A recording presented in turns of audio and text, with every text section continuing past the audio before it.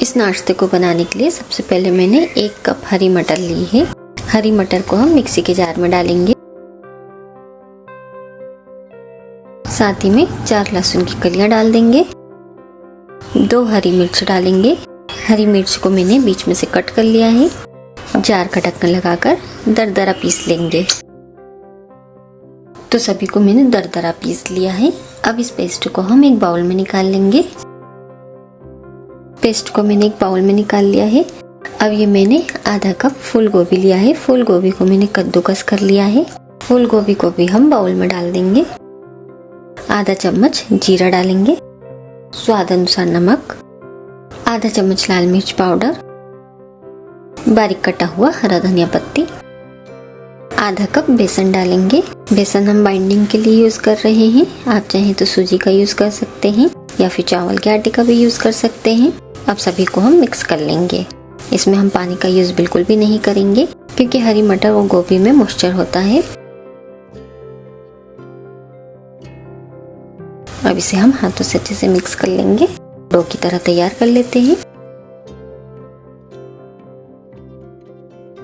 तो मैंने इसे डो की तरह तैयार कर लिया है। अब हम हाथों को ऑयल से ग्रीस करेंगे और डो में से थोड़ा पोर्शन लेंगे और इसकी हम टिकिया बना लेंगे। आप चाहें तो बॉल की शेप में भी इसे रेडी कर सकते हैं।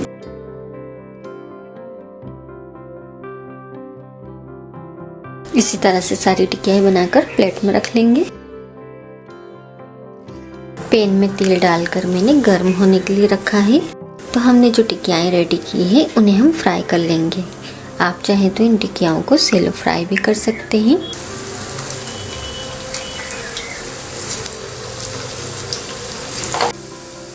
तो टिकियाओं को हम पलट कर गोल्डन ब्राउन होने तक फ्राई कर लेंगे। सर्दी के दिन चल रहे हैं और हरी मटर खूब आ रही है, तो आप हरी मटर से ये नाश्ता ज़रूर बनाकर देखें। गर्मा गर्म ये नाश्ता बहुत ही टेस्टी लगता है।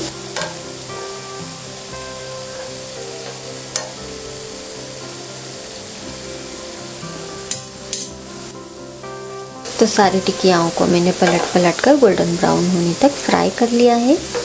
अब इन्हें हम एक प्लेट में निकाल लेते हैं।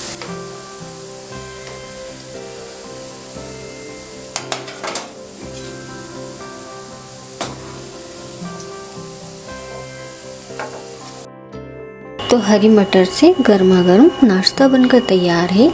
इसे आप हरी मटर का कबाब भी कह सकते हैं। वीडियो पसंद आए तो इसे लाइक ज़रूर करें। मेरे चैनल को सब्सक्राइब करें। छोटी सी बेल आइकन पर प्रेस करें ताकि जब भी कोई नई वीडियो डालूं तो उसका नोटिफिकेशन सबसे पहले आपको मिले। तो मिलते हैं एक और रेसिपी के साथ। Thank you friends.